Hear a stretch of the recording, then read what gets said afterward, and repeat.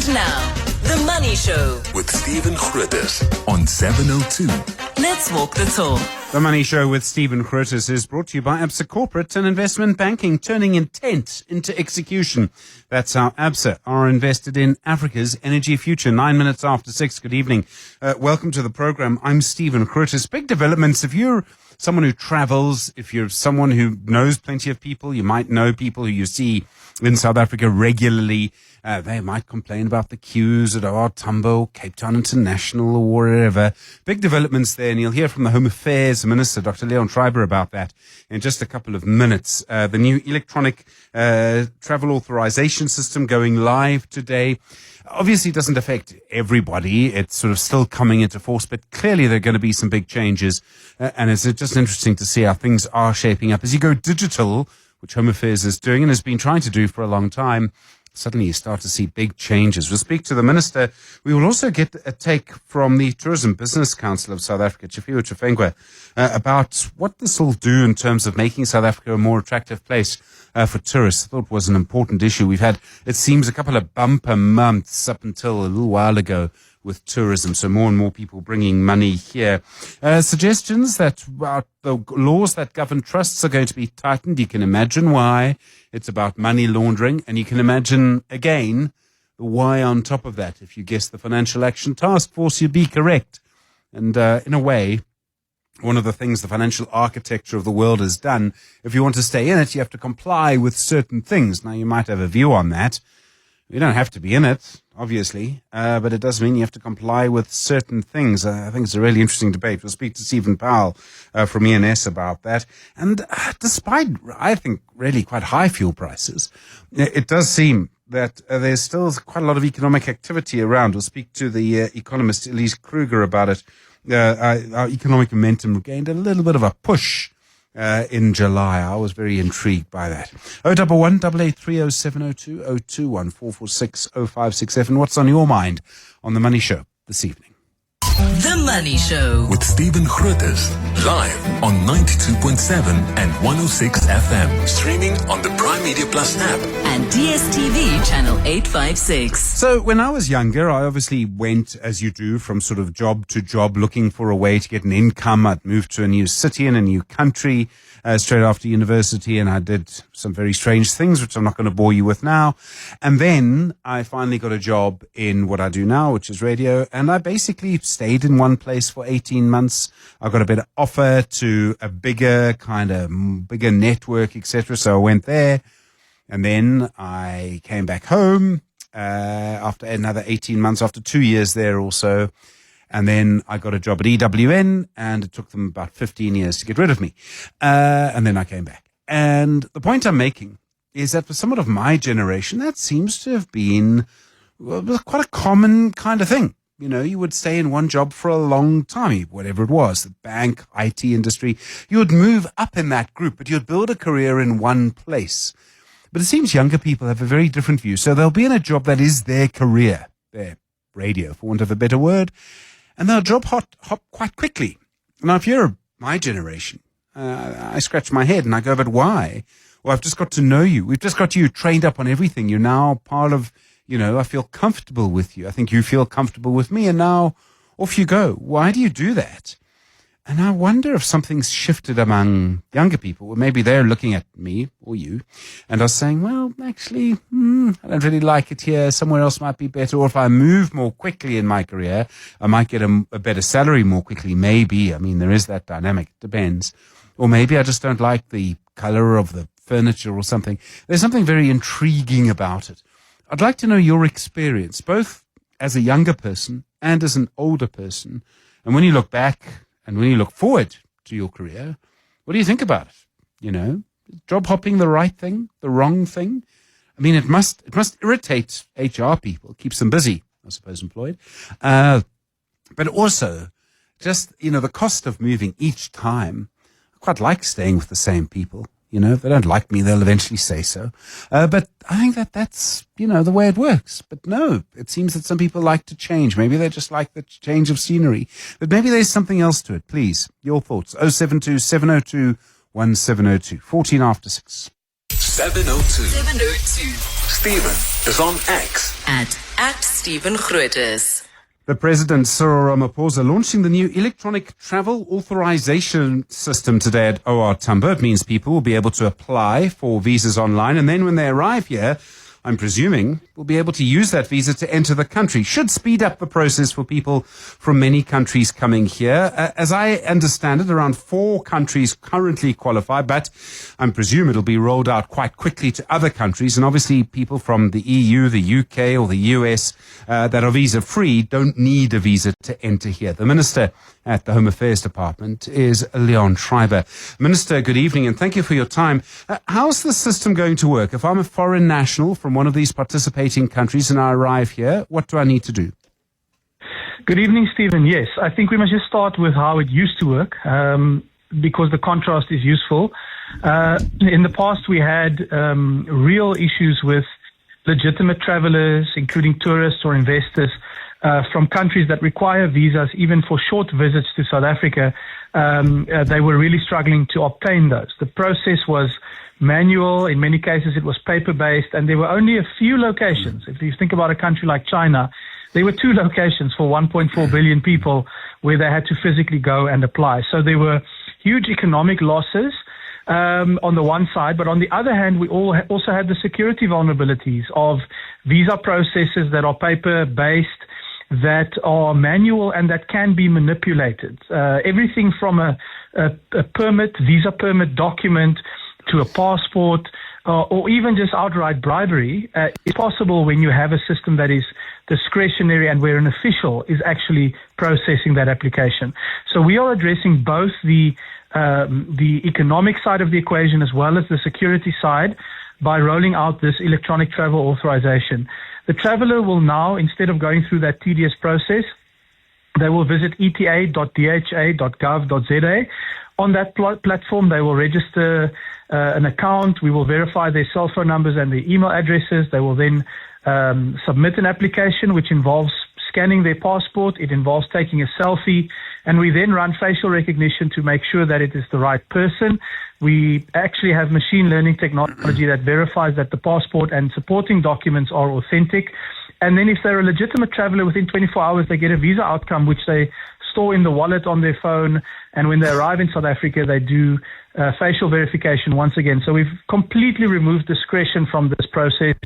And as I said, really addresses both the economic potential and the security sides of the equation.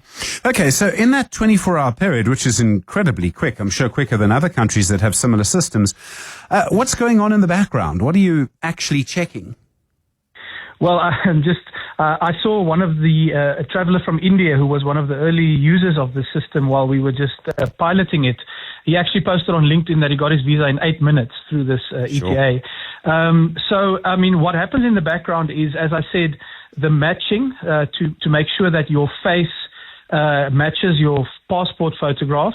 There's also the document verification that I mentioned, and then other risk management tools. For example, are you listed on a wanted list by Interpol? These are the kind of innovations from a security perspective, which only become possible once you fully embrace digitalization. So those processes run in the back once you've submitted your application. There is also, we've put out a proposed fee for public comment, which we are just finalizing in order to fund the system going forward. So all of those processes happen online, and then it's really an instant thing if you are a legitimate traveler. Important to say, Stephen, we've processed over 210,000 of these applications during the pilot phase with 4 countries, which we launched around the G20. 6,100 applications have been declined because we could pick up fraudulent documents or faces that didn't match. So that just shows you again the power on the security side. Sure. Okay. So, people who are from countries where you don't need a visa and they don't need to apply, they don't do this. But is anything going to change for them over the longer term? I mean, this is an important change. And once your system goes digital, you can start to do all sorts of other things with it. No, you're absolutely right, which is why we've taken the proactive decision to make the ETA available on a voluntary basis. So for people who are visa exempt. So the idea is for anyone who needs a visa, and we're currently talking here really about short stay visits, that it will be compulsory for anyone who needs a visa to use the ETA once it becomes available in your country, because we want to do away with these multiple channels and all those manual processes. But for people who are visa exempt, which is particularly your sort of traditional tourism source markets, we're actually going to make it available voluntarily because we think there are two main pull factors that will make people actually demand this. The first one is that your processing time at the airport is vastly faster. I mean, when I was with the president this morning, we actually went to the counter and a traveler who we didn't know, we didn't pre-select them or anything. It was a legitimate traveler from China who showed up, was processed in 41 seconds. So I think that's going to be attractive to travelers. And then I think the second thing that's important is the ETA also has an extension module built into it. This is now where a tourist stays for 90 days and they decide they love this place so much they want to extend their holiday. In the past, it was nearly impossible to get the 90-day extension, which you are legally entitled to.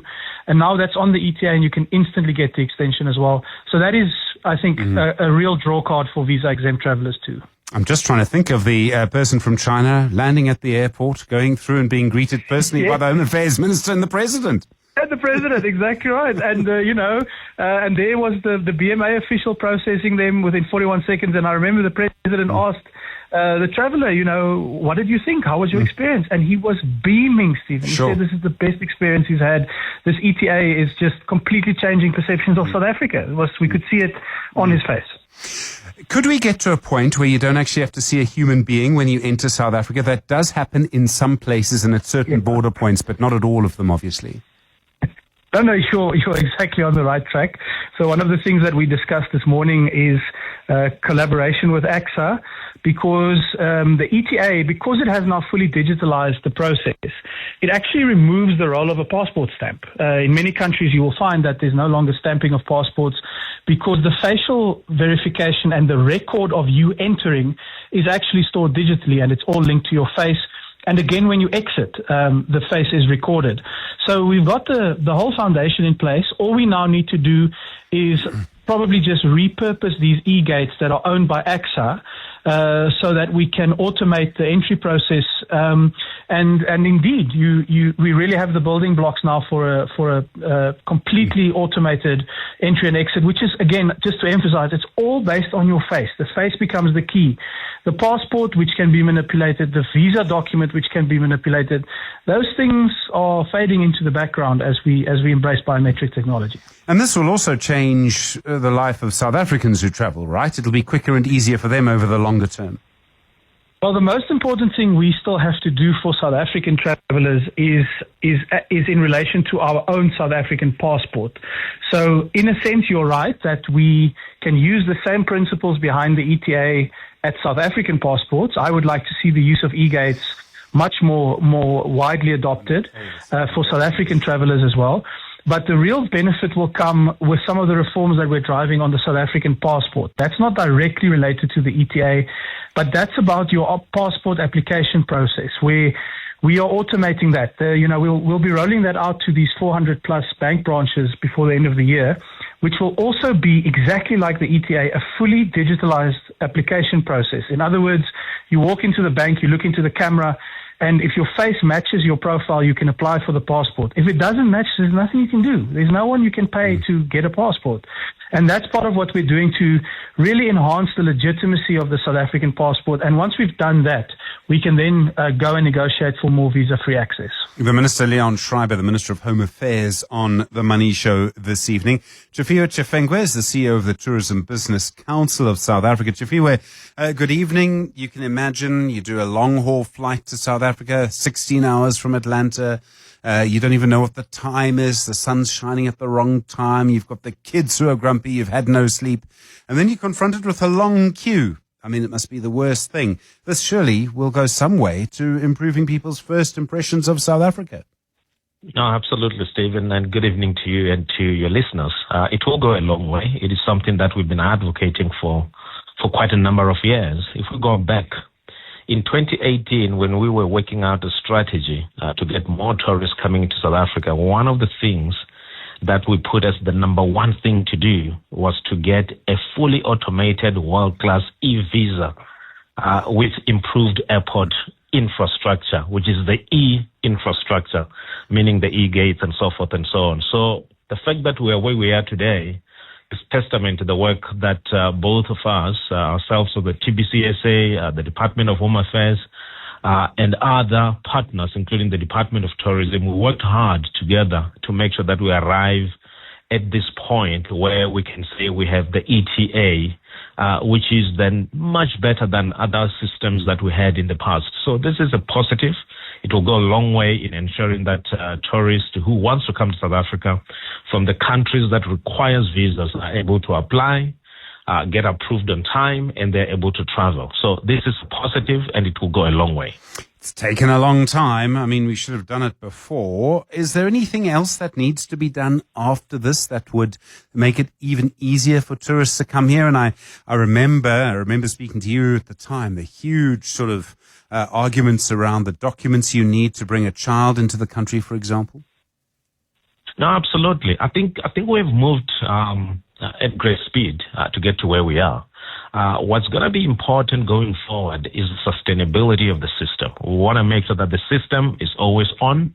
It can accommodate all the travelers from the countries that we've selected to introduce the ETA. And we want to make sure that everyone, when they think of South Africa, they think of a country that's easy to visit from the documentation point of view. That's what's important. And we're talking about, bona fide tourists that wants to come to the country. We have a huge market in China where we believe that a great number of tourists is going to come from. We also have a huge market in India where we believe that this will be very helpful in getting as many Indian tourists coming into South Africa. So it is very important that as we expand the access to the ETA, we expand into all markets that requires visas into South Africa so that we are able to then say to everyone, South Africa is open for tourists, and if you want to come, this is the process of coming into the country.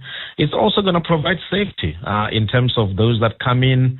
We are able to recognize them. They're able to move the border post, very quickly.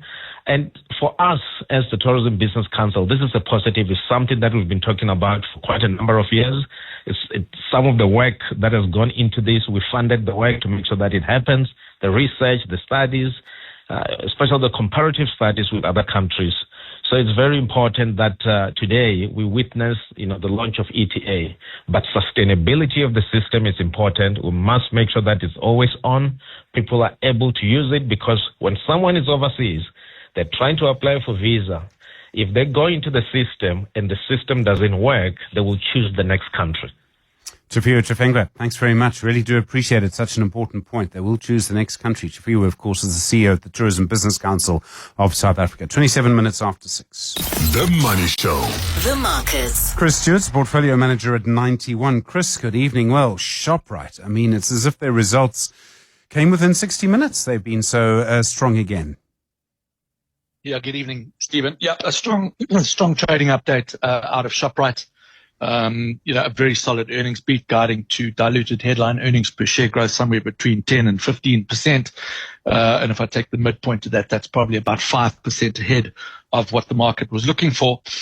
And it'll be interesting to see exactly how they get there, because they did publish sales numbers in this particular update, and the sales numbers don't particularly look ahead of what the market was looking for, somewhere around 7.2% growth in sales, with the South African business also growing sales by about 7.2% in the second half of the year. That's the period, obviously, that we haven't seen.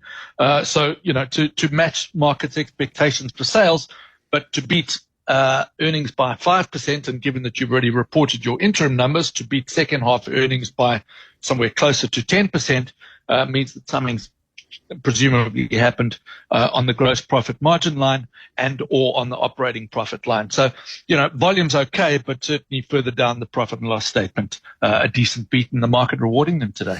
Indeed. And Impala Platinum, they were up a little bit, but I mean, platinum prices, of course, the maths gets a bit silly when you look at the increase in headline earnings, but certainly a very strong result as expected. Yeah, I mean, the headline earnings growth, as you point out, is significant. We've got substantially higher PGM prices year on year. We've got higher sales year on year, offset to a degree by higher unit costs and higher taxes and royalties, as well as increased cost of metals that they purchase within their refining business. But put all that together, And the earnings number, albeit very, very strong growth between 24 Rand 30 and 26 Rand 50. I think they're guiding consensus north of that, well north of that, towards 30 Rand. So it does look as though there's again a little bit of a miss here on the profit and loss. And that's probably as a result of unit cost inflation over the period. There may also be some other below the line items that have impacted headline earnings. That said, the platinum group metals prices up again today. And, commodity prices, commodity stocks, I beg your pardon, are very much forward looking, dependent on earnings prospects and commodity prices. And so, despite probably what was an earnings miss in terms of guidance today, a decent performance from the share. And then Tencent results out in Asia, and that had an impact on Naspers and Prosus. It did indeed. Naspers and Prosus down about 7% on the day. Tencent was down, I think, a couple of percent before it closed in Hong Kong. But if you look at the American depository receipt trading in the US right now, off more than 5%. And that's despite, again, a modest revenue beat from Tencent and a modest a modest profit miss, but I mean a very modest profit miss from Tencent. But really, I think the feature today is big increases in CapEx, significant year-on-year, 176% increase in capital expenditure year-on-year, a very big increase quarter-on-quarter as well. And as a result of that, free cash flow turning negative for the business, and the market really not liking that at all. And I guess the jury remains out for a number of these companies that are spending very significant amounts investing in AI infrastructure is, are they, and within what time frame will they generate an appropriate return on the investment they are making into this particular infrastructure, and exactly how do they monetize it over time. So a lot of uncertainty there, and I think shareholders voting with their feet today at Tencent. Chris Stewart, thanks very much. Really do appreciate it. Portfolio manager at 91.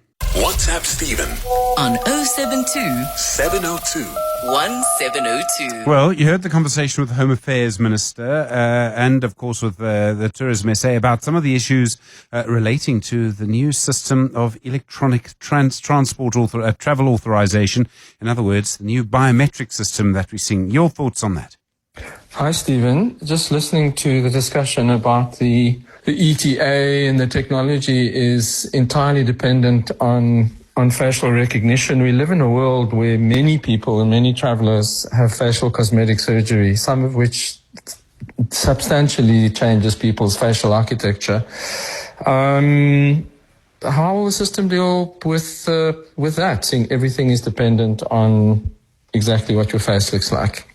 Thanks. It's Paulo from Buckoven. Thank you. Bye. Brilliant system that they're now using, and perhaps in the future, even from the people from countries that are visa exempt, perhaps let it be compulsory for them to go through the system just for identity verification, and not applying for a visa, just for identity verification, as well as checking if they're not on the Interpol's red list. We can make sure that just like that guy who was an international criminal who was found being a personal trainer in Cape Town, we can prevent things like that from South Africa being a harbor to criminals.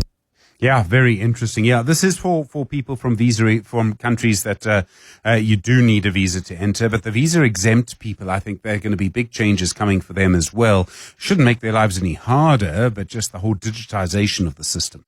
702 with Stephen Grootes. Email him on stephen@702.co.za. Just gone 6:45. Well, news this week. There's now a bid to tighten our laws around trusts to stop money laundering. Among the other requirements, there'll be a reassessment of the trust every 3 years to examine the risks that the trust or category of trust might pose. Stephen Powell is the head of the forensics practice at ENS. Stephen, good evening. This proposal would see trustees having to prepare financial statements every year.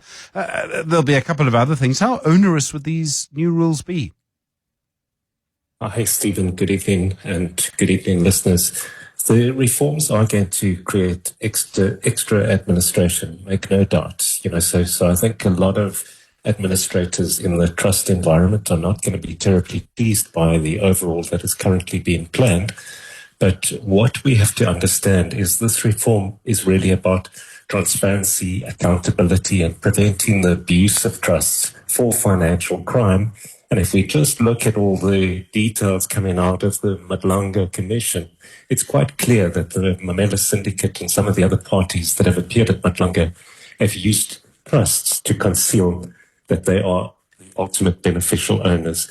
We have to remember trusts are legitimate and widely used for estate planning, family wealth, commercial structures, and public benefit purposes. But like companies and other legal arrangements, they can easily be abused when the real human beings behind the structure choose to remain hidden.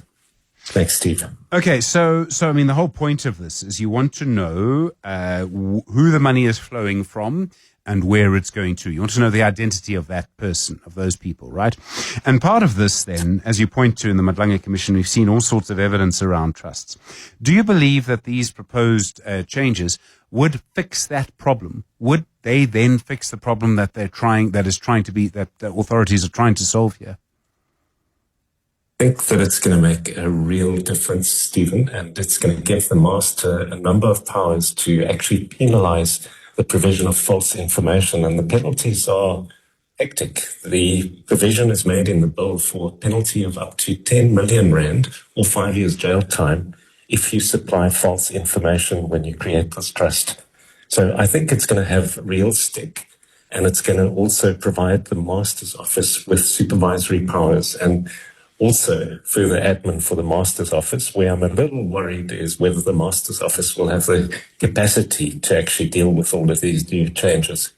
Well, that was going to be my next question. I mean, is the master's office really going to be able to do all of this? Are the master's offices or the master's office fulfilling the function it's supposed to fulfill with regard to trusts now? I think it's going to be a challenge, but I'm sure that government is acutely aware of the deficiencies, and like they did with the FINC, where they authorized the recruitment of extra bodies, extra resources to cope with the heavier workflows flowing from the General Laws Amendment Act, I'm sure that government will make the necessary dispensation to improve and allot the right resources to the Master's Office. So hopefully we'll have that challenge addressed as well. We're in a kind of space where whenever there's some kind of tightening up around a financial law, someone in government will say, we're doing this to stay off the grey list of the Financial Action Task Force. And that's fine. I get it. Would we be doing this without that incentive? It doesn't feel like it, that this is all coming from one place. I think we've got to go back to the 21 FATF report, which actually put us into the dog box and identified that there were serious flaws and deficiencies and weaknesses in the anti-money laundering control regime. And what we did in 2022 is we passed the General Laws Amendment Act, and that was based at anti-money laundering and combating terrorism financing. The Amendment Act came in 22, and it affected 5 pieces of legislation, one of them being the Trust Property Control Act of 1988, the NPO Act of 1997, as well as the FIC Act of 2001, and the Companies Act. And the last one was the Financial Sector Regulation Act of 2017. But Stephen, all we really did at that stage was introduce the concept of beneficial ownership into that legislation. So there was a piecemeal change to the Trust Property Control Act. What the current bill envisages is a complete overhaul of the structure, and I think that overhaul is well overdue because the Trust Property Control Act has been in place since 1988. So I think it is due for a major shake-up and rejig, and I just hope that we administer the intentions of government, that it is carried through fully. In an era of cryptocurrencies, is it still important to manage legislation around trusts? I mean, are we doing the right thing here? Is it really going to stop people, bad actors, from transferring money or value or crypto, whatever you want to call it, from one person to another? I think, Stephen, the authorities are acutely aware of the abuses that have taken place in terms of crypto, and there has been a radical introduction of supervision globally in terms of the abuses with crypto. So that is being addressed, and it could be an area there where the criminals move to in greater numbers. But we do have the current weaknesses, and we have to understand the current weaknesses are not just aimed at addressing money laundering. We also have susceptibility to terrorism. And the practical risk is that, terrorist financing, it's slightly different to ordinary money laundering, because with money laundering, you're disguising the origin of criminal proceeds. But with terrorist financing, you can receive funds from lawful or unlawful sources. But the key concern then is destination, purpose, and ultimate control of funds. So the overall is a second bid at fixing a requirement that the FATF have imposed. So in a way, yes, we are responding to FATF. And I'm not sure without the FATF pressure whether we would have gotten to this position at all. But it is a positive change because it's going to make it harder for terrorists to use trusts. And it's going to make it harder for the drug syndicates and the cartels to also, and these fraudsters like the Mamela syndicate, to abuse trusts. It has to be seen as an overall part of a bigger plan. And the bigger plan is really to stop the leakages that happened with NPOs, trustees. We've beefed up the FIC, we've beefed up the Companies Act, we've beefed up the Financial Sector Regulation Act, and we are going through the FATF peer review that started in the first half of this year and will end in October next year. And I think this is another area where we need to demonstrate to the FATF that we've now passed a radical law that is going to improve the control and supervision and administration of trusts. But more importantly, we'll have to demonstrate that these new amendments work and that they are effective. Stephen Powell, thank you so much, Head of the Forensic Practice at ENS. 7 minutes now to 7.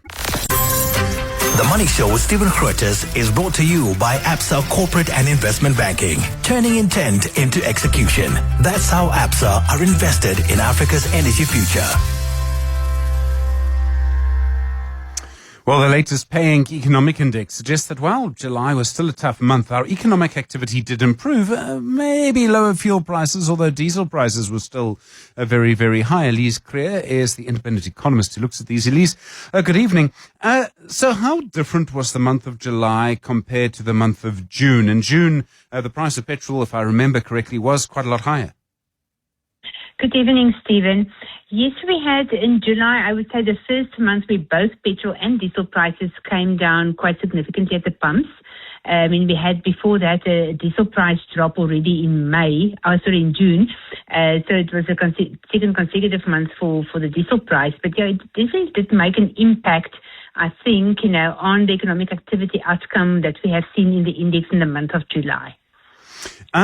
So do you see a big link between fuel prices and economic activity? I mean, do you see it as sort of incredibly direct? Stephen, over the past couple of months, given the extent of the movements in fuel prices, it has become quite a definitive, I would say, driver of economic activity. And I have seen, and I've noticed this really since March, so when we had those first big increases, it coincided with a drop in economic activity. And now we've seen the reversal of that in July. So in the past couple of months, definitely so. It hasn't been the case, I would say, in the longer term, that there's really an inverse correlation per se. I think many other moving parts, impacting on economic activity. But I think in the past few months, it has been quite a drastic movement on fuel prices, and that has impacted, I think, literally in the decision-making of businesses and households and filtering through in economic activity in that way. So, I mean, if you drive around and just do the school run in Joburg in winter, you'll see a lot less traffic on the roads. And traffic experts have said there's a lot more traffic in summer because people do more. I mean, that's literally their scientific answer, Elise. And I believe them on that.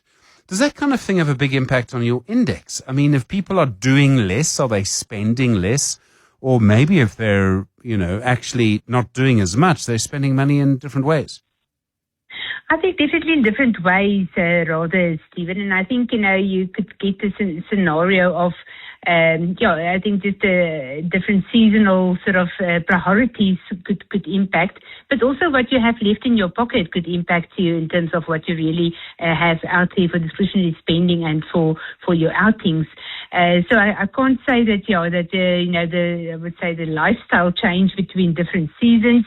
But definitely there's changes due to what is available in your pocket. So we're still waiting for the longer term effects of reform to kick in. And I mean, this is just 1 month, but this is nowhere near a trend, right? I mean, I don't know if we're seeing any impact from reform in the kind of numbers you're looking at in terms of economic activity. It doesn't seem like it if I look at the numbers over the last 6 months. No, I think, it is really, reform is more a longer term trend that you will see more, I would almost say, in your annual GDP growth numbers picking up over time as a result of progress on structural reform measures. So from month to month, it is really more based on the short term, I would say, drivers, of which fuel prices has definitely been one over the past couple of months. I mean, obviously there are many factors that go into this and many people will have many different views. But if fuel prices stay as elevated as they are, and I think that's going to be the case, because if we look at, what's happened with international oil prices, I mean, the rand is a bit stronger and that might help. But this would then give us an indicator that actually not much is going to change in terms of economic activity for perhaps the rest of the year. Stephen, yes, in the short term, next few months, really still, I would say, I agree with you. There's more pressure coming on in terms of the pumps. We will probably have further fuel price hikes at the beginning of September. But I think what I've seen in this correlation in the past few months, does indicate that if we do get a firm resolution for the Middle East conflict and we do see a significant drop in our fuel prices in a short space of time, that you could see economic activity also reacting fairly quickly on that development. But for that, we will need to have a definitive, agreement in the Middle East. We will have to see oil prices remaining at low levels for longer. I mean, we had the $70 per barrel maybe for a week or two, and we're back up at 90. So, I mean, clearly we're not out of the woods yet. But if we do get a firm resolution, it could then impact on economic activity in a fairly short space of time. Elise Creer, thank you. The independent economist who looks at those numbers. You're with The Money Show, just gone 7 o'clock. And now, The Money Show with Stephen Grootes on 702. Let's walk the talk. The Money Show with Stephen Grootes is brought to you by ABSA Corporate and Investment Banking, turning intent into execution. That's how ABSA are invested in Africa's energy future.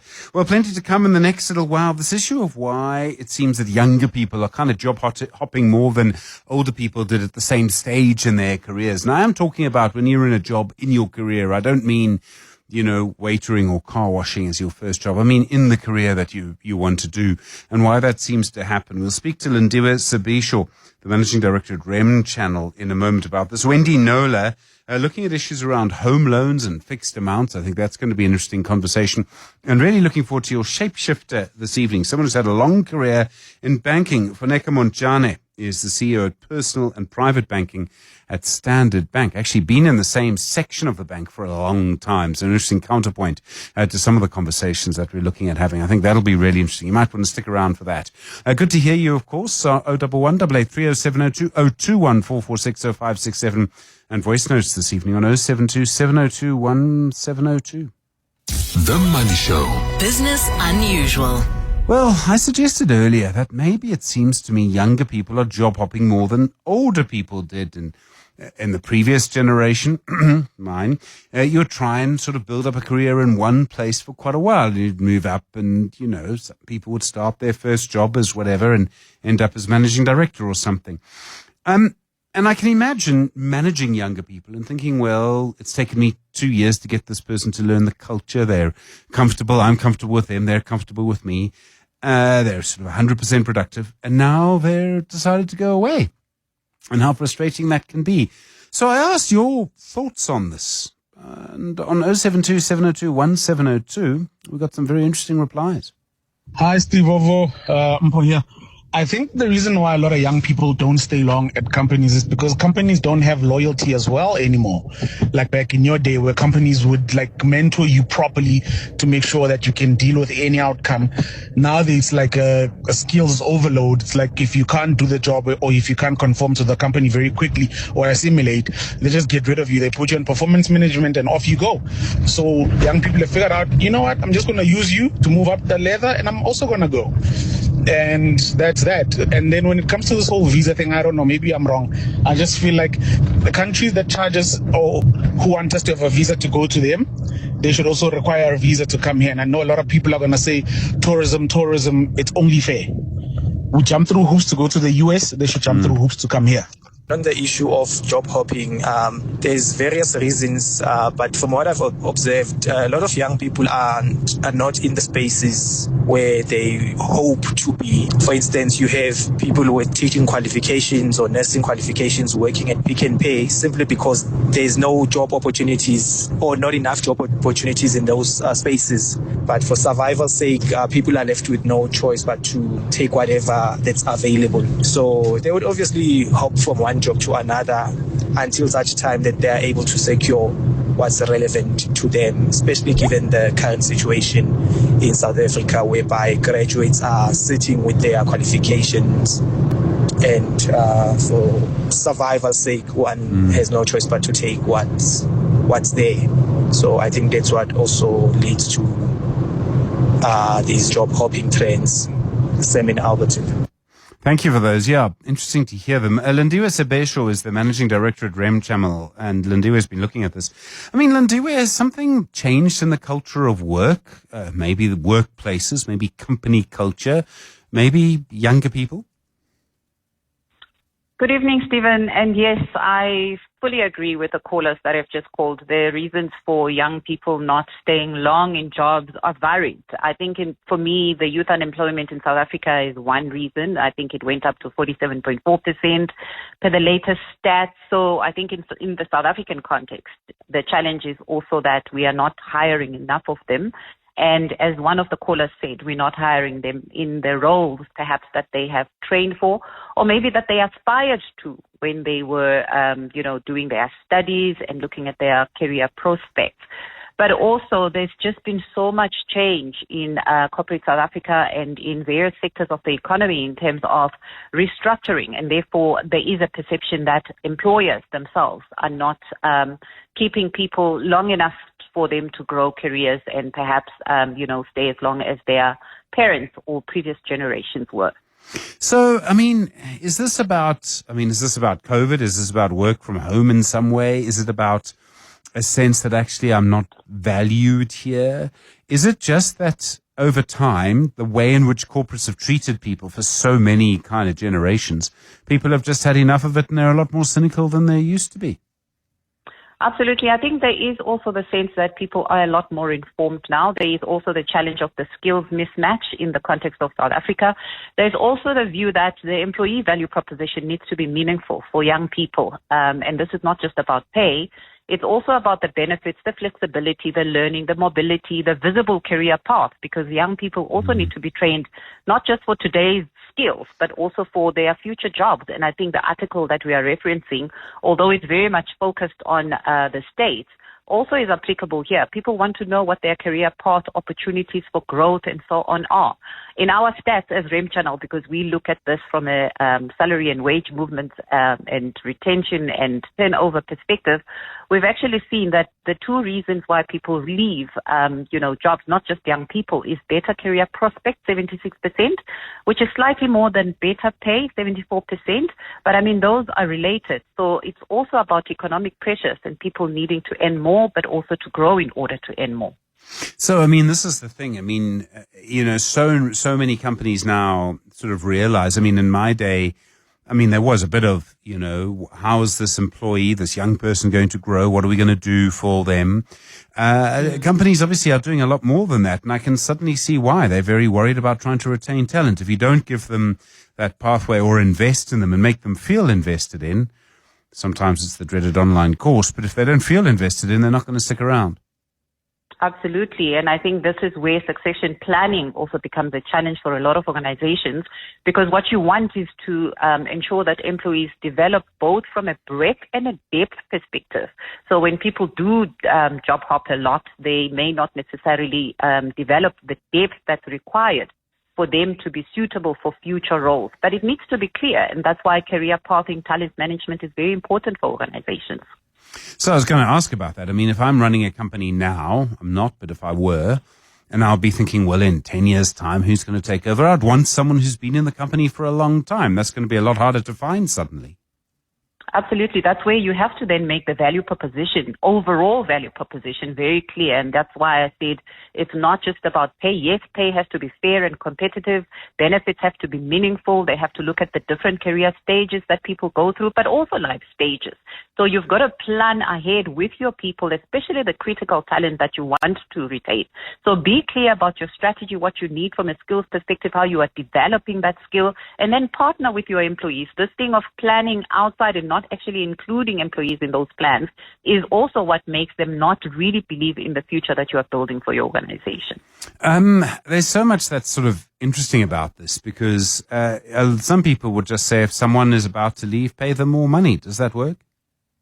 It doesn't always work, and that's why you've got to have a value proposition that's holistic and actually engage your people to understand what it is that's important for them. And it doesn't mean that money is not. Money is very important, especially, as I said, in the context of South Africa. People do believe in the short term they have to get a fair and competitive rate so that they have the right cash to live on. But they do look at the overall value proposition from a benefits perspective. Health benefits are very important. Risk cover is very important, not just for the short term, but long-term financial security as well. But also flexibility. I mean, a lot of people, you were talking just now about the cost of fuel and the cost, therefore, of traveling. If a job does not require somebody to be in the office, why do you not then provide flexibility in as far as that is concerned? So have a conversation from an engagement perspective, have what we call stay interviews so that you can understand what would make people stay and be proactive about that before having that conversation when they have now given you a resignation letter. I love that idea of a stay interview. I mean, a lot of people will have a sort of once a year kind of what's the phrase? But it's where they see if you're still doing what you're supposed to do. There's a better phrase for it. Yes, it's a performance. A performance review. That's it. Yes. Yeah. More online filling in. A stay interview is actually something completely different. Absolutely. It's proactive. It's the opposite of an exit interview. A lot of organizations in the past would have engagements with people when they leave to try and find out why they are leaving. But proactively, talent management needs to be engaging people on why they are staying. What is it that makes them want to be part of the organization? And that's why it's also important to be working with them in terms of the future prospect of the organization, but also future career pathing and opportunities for growth in the company, because those are the things that will give people hope in terms of the jobs of tomorrow that they can do in the organization. Frankly, I always just feel that nobody listens to exit interviews, and the people who give them, Absolutely. they're also like, am I really going to help you? I don't know. I don't like you from HR. That's why I'm leaving, or whatever it is, or my bosses, whatever. Nobody will say anything about it. I mean, I don't know if an exit interview really serves its purpose. I don't know what else there is, but I don't know if it's doing anything. It's very reactive. It doesn't always help, unless obviously you are building a ambassadorship or brand ambassadorship where you are hoping that the employee will come back in the future. But by that time you have an exit interview, the person has decided to leave. So you are right. It's very reactive. So stay interviews are the proactive opposite of those. So it's better to engage people, including when they start, so that their 90-day plan, usually organizations want people to be up and productive within the first 90 days. That's also the time that you should be engaging in a plan that is beyond that 90 days, but is also supportive so that people are intending to stay much longer. Lindiwe Sebesho, thanks so much. Managing Director of REM Channel. Really interesting. The Money Show. Consumer Ninja. 20 minutes after 7. Well, so a person from Centurion, she had an arrangement with Standard Bank. She was going to pay a set amount to settle her home loan account balance.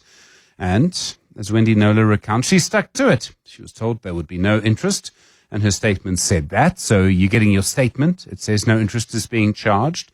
And then suddenly you're getting calls from the debt collectors. And when you try and explain to them, they don't care. They're not interested. They just want that, what they say is the added interest and the other added costs. Wendy Nola, good evening. Where did this one start? Hello, Stephen. So it was a sad story, really. Back in 2010, Karen lost her job and she applied to go under debt counseling because obviously she was suddenly over indebted. She had no means of meeting her commitments. Standard Bank was one of her creditors. They wanted to auction her home, but she found a buyer herself and sold it privately. And presumably got more than she would have if it was auctioned. So that was back in February 2011. That still left her with a shortfall of 273,000 odd. It's still a sizable amount for someone that doesn't have any income. She signed an acknowledgement of debt with the bank, which she understood to be interest-free. And it sounds a bit odd, but under the circumstances, it's plausible that that was the arrangement. I saw a statement, and she was paying 1,100 Rand a month, and I couldn't see any addition of interest, so that seemed to be working.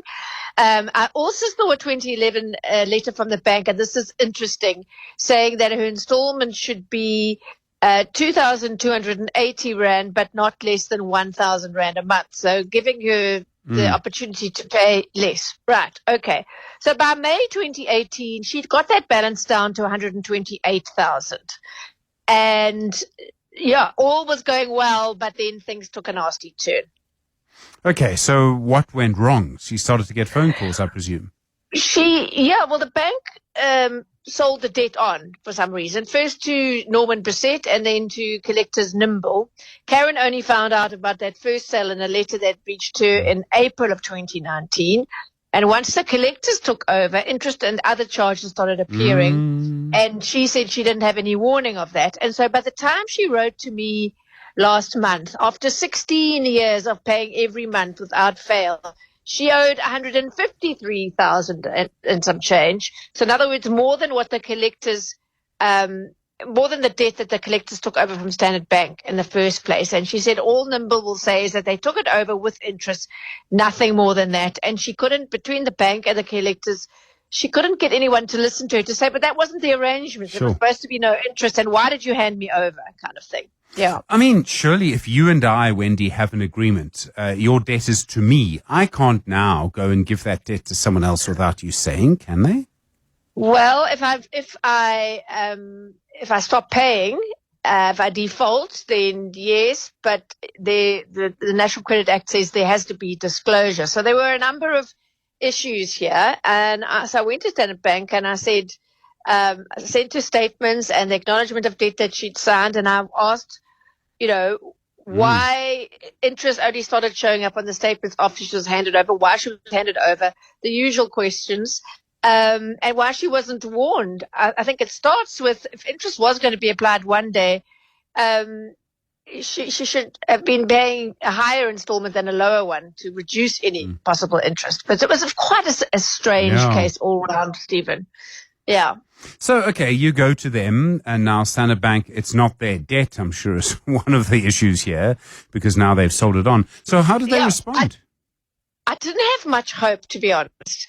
So I got a response from Tony Anderson, who's the bank's personal and private banking SA head of home services. And she told me that Standard Bank no longer managed the account, which is what we knew since it had been ceded to Nimble. But she explained why this only came to light now. She says, and in not much detail, I warn you, during the course of our investigation, we became aware of an agreement that had previously been concluded between Karen and Standard Bank. As this information had not previously been available to us and no explanation of why, it was not considered when the account was initially managed. Once the agreement was brought to our attention and verified, we carefully reviewed the matter, and she said, given what Karen believed she had agreed to and how long she had kept paying, the bank went to Nimble, quote, to see whether the matter could be brought to a fair and final conclusion. And Nimble agreed, so the happy ending was that everything Karen had already paid was accepted as full and final settlement. The rest was written off, and that was 153,000 Rand, 255. Gone, just like that. She's got the paid up letter to prove it. It was her birthday yesterday, so she was taking that as her best birthday present. The bank told you in an email, we understand that this matter has been frustrating for you and we appreciate your patience and cooperation while we investigated your concerns. Thank you for allowing us the opportunity to review the matter thoroughly. Of course, she had been trying to get it reviewed for quite a while without success, but yeah, it's over now. But Well, one that, of those cases where she shouldn't have needed outside help. But Wendy, that entire letter is basically just in big letters, we're scared of Wendy Nola.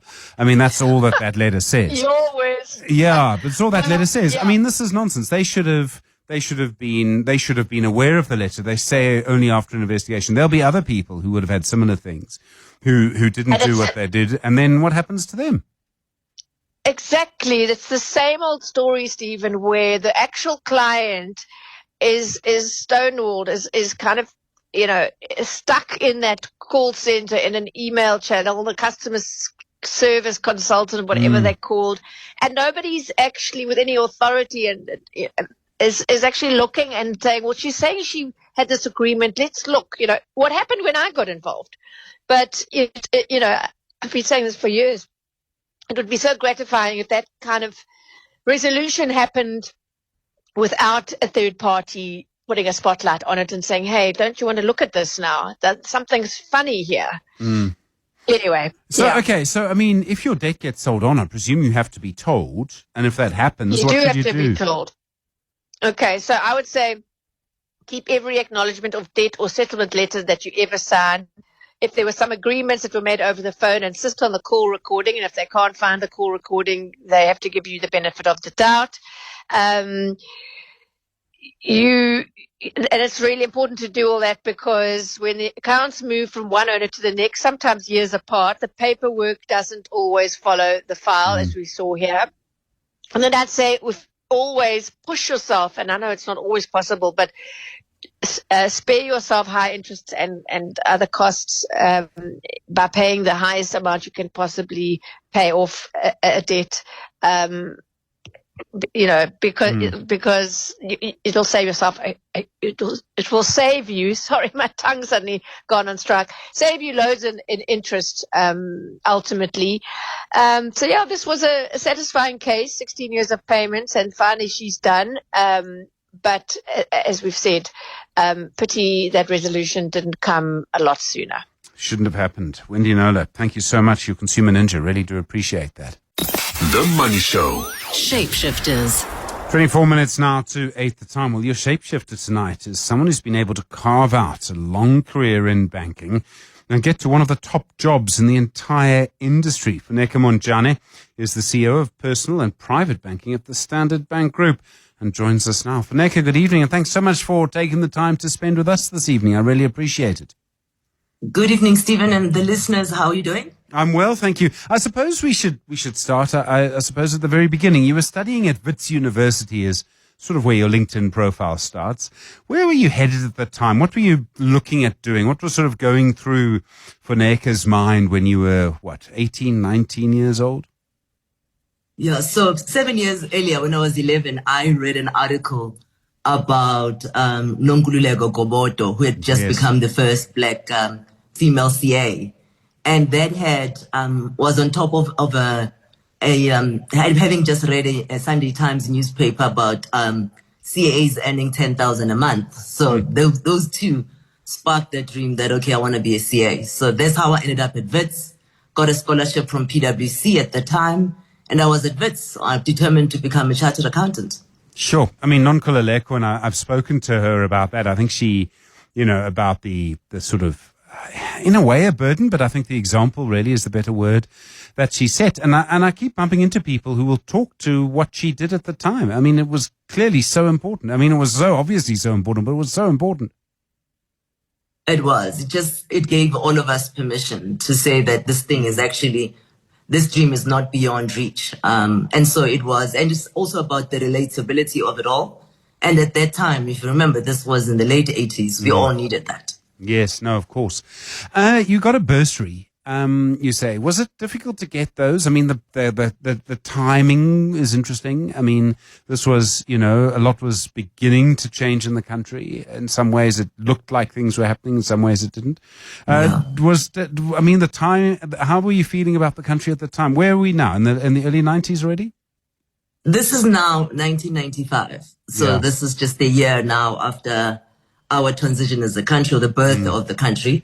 In some ways, when I look back at it, I think that I was part of that golden generation where corporate South Africa was willing to be part of the story. So there were scholarships. I mean, at that time, I am born to a situation where I'm raised by grandparents who are domestic workers. So I needed a full scholarship. And at that time, when I applied, I actually got it. And so I think that in that context, I think there were a lot more scholarships than they were, than there would have been maybe even 3-4 years earlier. So in that context, yeah, I think it was the right time. It wasn't easy individually, but I can see collectively our generations definitely had it much easier. Yeah. I mean, I'm amazed to hear, in a way, not surprised, too, about the people who brought you up. They must have had such a big influence on you. And they were not one, but 2 generations older than you. Absolutely. In a way, I think that was really an advantage. A really good friend of mine just finished a PhD at UJ looking at what is it that influences our financial decisions. And one of the insights she came up with is this concept of family investments, where one kid gets invested in. And that's what happened to me, is that I grew up with this trio of a mythology. Firstly, you are unique. Number 2, in this family, we work harder than anyone. And number 3, everything is possible. And that just took me through, even today, that sense of think differently, that sense of work extremely hard. And lastly, radical optimism has just really carried me all these years. When I think of you thinking of the cover of the magazine with Nonkululeko Gobodo on the front and it giving you permission, and I think of your grandparents, and I suppose in a way maybe particularly your grandmother. I obviously have never met them, but just thinking of gender relations at the time and that state. When you said to them, "I've got this and I'm going to university," I mean, they must have been over the moon. It would have been unimaginable to them of their generation. Yeah, I think 3 things. The first one is that when I said to them that I want to be a chartered accountant, they didn't try and minimize and manage my expectation. In fact, my gran, who worked as a domestic worker in Lindmeyer, actually got me a career book just to understand what does it mean to be a CA, and she got it from the people who work for her. So that's the first thing. The second thing is that when I got that scholarship, she just cried. I hadn't even finished writing high school. I was still in grade 12, just about to write matric. And the angel that I had met at that time who gave me that scholarship was Richard Irvin, who was later I continued to work with him at PwC. So when he moved to Standard Bank, he actually spoke about me at Standard Bank. So that just became the continuation of the story. So you go to Wits, you're on a bursary, your grandparents are helping you out, but I imagine also still very tough. You with very different people who come from, much greater privilege. Wits at the time had been for a long time a kind of an important sort of hotbed of what a new South Africa could be. People must have been very excited, very optimistic, and yet come from very different places. I mean, some might have resisted the changes. Absolutely. Whenever I think about my first year at Wits, I remember that one of the first questions that we always asked is, what school did you go to? And I always found it quite curious, like, why does it matter? We're all here. But in reality, it was just like this melting pot of people from not only all over the country, but all over the continent, across all social classes.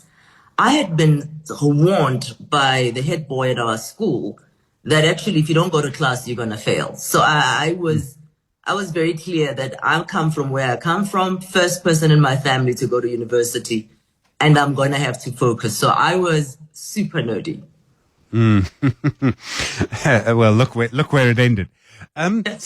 So you go and worked at PwC for a while, and I can understand that. And then your first job at Standard Bank. This was, I think, now, and we fast forwarded a bit, 2008. We're now, Funeka, a long way away from that. Did you think at the time you'd spend so much time in the same institution? No, I didn't. I mean, my first dream after I finished was to become a partner, and I became a partner. And I had lots of worries. I had worries the fact that I come from a village in Mpumalanga and I don't have connections and things like that. But unbeknownst to me, in my class, there were people who were going to go on and do really amazing things, which is the importance really of going to a good university. Interestingly, the first two people, I would say, amongst the first three people I met includes my current husband. I mustn't call him current husband. Right. My husband. You weren't studying all the time for NECA.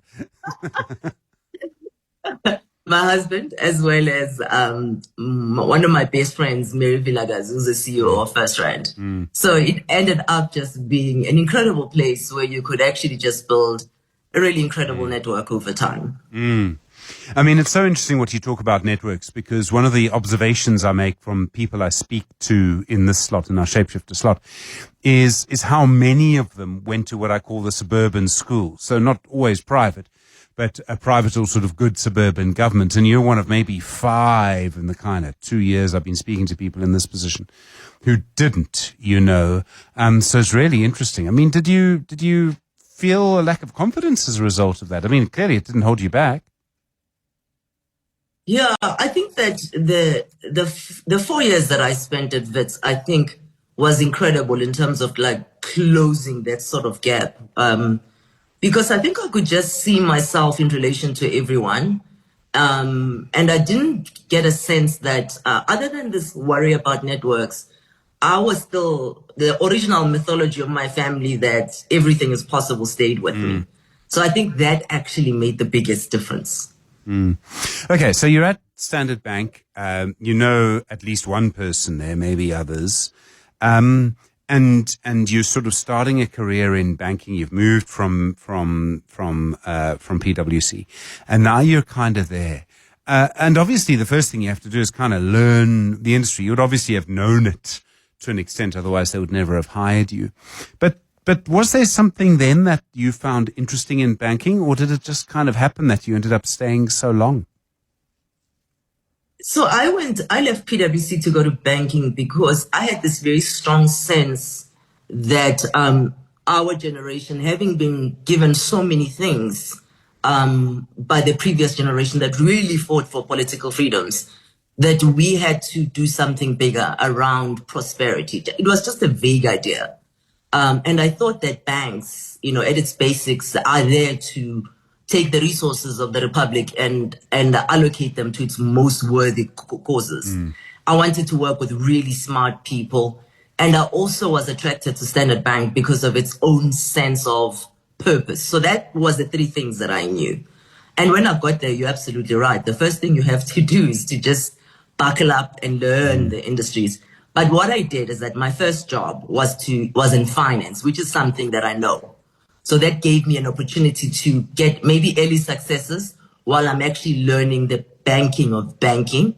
And then I also met incredible people, including Peter Schreiber, who would become one of my main career sponsors, who would give me unbelievable assignments, really tough assignments, but incredible level of support as well.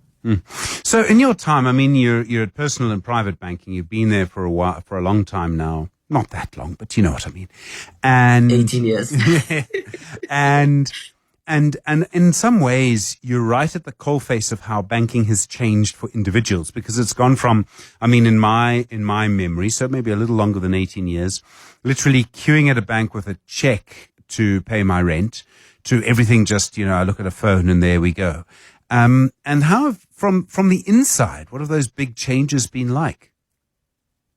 Yeah, so I think the changes that you talk about, I think everybody experienced it because they were brought by really because of the changes in general technology. So when electricity came, for example, people felt it. In 2007, when mobile phones came, we all felt that the world was becoming different, that the way in which we manage, we deal with one another will be different. So we felt it inside the organization.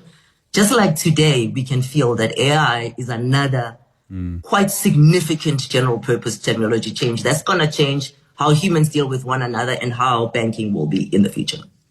So, I mean, my father knew his bank manager. I mean, I wouldn't know who my bank manager is if if she came and, shook I wouldn't have a clue. Don't have such a thing. Now, when I think of banking, I really just think of the app. And I wonder if that makes banking a little boring, because you're competing really only in terms of kind of the financial deals and an app. And I mean, the apps are, I don't know, I use sort of one of them, but the apps I imagine by now are surely all the same, you know. Is it harder, particularly in personal private banking, to sort of stand out from the crowd? Yes, I think, definitely the competition is much harder than what it was typically before. But I think banking itself is more interesting. I think while people had ultra local and ultra intimate relationships with their bankers, interestingly, we now know a lot more about you because of the trail that you leave in your transacting. And therefore, that's the most interesting thing about it, is just to figure out now how to have true relationships with millions of clients, even though you don't see them. How do you make it feel personal? That's the kind of challenge that you constantly have to deal with. Yeah, and you've also got a lot more banks coming in, you know, and competing at various sections of the market. And you are with one of the big banks that does all sections of the market. That might make the job for Standard Bank a little harder. Yeah, so the South African banking industry, and maybe the overall banking industry across the continent, because it is relatively, if you look at the profit prints that come out, I think it sort of, firstly, it does invite other people to come and participate in it, if you think about the margins that are there. But I think the reality is also just currently the excitement of the fact that there is a less visible part of the economy that's running on cash. And there's this huge, and therefore, because it's running on cash, its data is not quite clear, and perhaps it's not getting properly priced, not the right solutions. Very active in the fintech space, but there's a sense of there are Africans and South Africans being part of that are underserved. And I think that is drawing not only interest in that market from incumbent banks, but also new entrants. I think overall it'll be good for everybody. I think we all have a sense that the more formal economies there are, the more everybody can be plugged into the financial system. It'll be a bigger tech space and a much bigger GDP. So it's definitely something worth being part of. You're with The Money Show. We're speaking to Funeka Monjane, the CEO of Personal and Private Banking at the Standard Bank Group. She's your shapeshifter this evening. She's with us for another few minutes. It's 9 minutes to 8. The Money Show with Stephen Grootes is brought to you by Absa Corporate and Investment Banking, turning intent into execution. That's how Absa are invested in Africa's energy future. The Money Show. Shapeshifters. Your shapeshifter this evening, Funeka Monjane, the CEO of Personal and Private Banking at the Standard Bank Group. Funeka, we were talking earlier about younger people, and there's this idea that young people who are starting a career now don't tend to stay in the same company for a long time. Every 18 months or 2 years, they'll move to another company. And these are people, starting out in a career. You've been in the same division of the bank for a long time. And if I look at my career, I think there are big advantages of that. You can build up an institutional knowledge and things. Do you think those advantages still hold, the idea of building up a career in one place? Or if you had to do it all again, would you do what the millennials are doing now? Yeah, so, I'm a very strong believer in the sense that you need to, of T-shaped executives, that you need to build like really strong depth, then strong breadth. In the last 18 years, I've done multiple jobs. So this is probably my 5th job. So I think while it looks like I'm in the same type of business unit, I've also been afforded an opportunity to do different things. So my sense is patience is going to be very important. Now, when you talk about AI, I think that the nature of the jobs will potentially change. I think that we all are quite looking to what happens to the kinds of jobs that actually helped us to actually learn and cut our teeth, whether those jobs remain or not. But I think what the fundamentals in my mind, will stay the same. All good things come with patience. You need to actually know, you need to invest heavily into your craft, and then at the right time, then be able to commercialize it. You spoke about people who had helped you at important moments. Is that still important now? And is it still important for Nick, and I ask this question carefully, but is it still perhaps more important for women now than it is for men still? It's a good question. I typically think that women tend to be over-mentored and under-sponsored. And those two things are different. So I think that sponsorship is always going to be important. It's going to be the people who talk about you when you are not in the room. And that has been something that has worked. And it's not always people in your own organization. It's always other people in other parts of the industry as well, because we are all an interconnected system. So I think that absolutely remains important. To build a career in banking now, what do you need? I mean, discipline, patience from what you've said. I mean, we haven't discussed it, Funeka, but I presume by the time you got the bursary from PwC, your maths marks were pretty solid. What else does it sort of take to build that career and a long-term career in banking? I mean, banking is really interesting. It's a very big industry. It's about to go through a lot more changes. So I think my sense is that there's a couple of things. I think that you have to firstly really take ownership for your own growth. I think that I'm still a very big believer of this concept of a leadership pipeline, that you start off managing yourself, then you manage other people, then you manage a function, you manage a business, you manage an enterprise. And groups of businesses, then an enterprise. You've got to really make sure that you are hitting all the milestones that you need to lead there. So that's the first perspective. The second perspective is that you've got to work hard. I mean, it depends on what you want to do. I mean, in the early parts of my career, my days were generally 80-hour weeks. I'm a big believer of Michael Gladwell's concept of 10,000 hours. Whether you do them slowly or fast is all up to you. So that's important.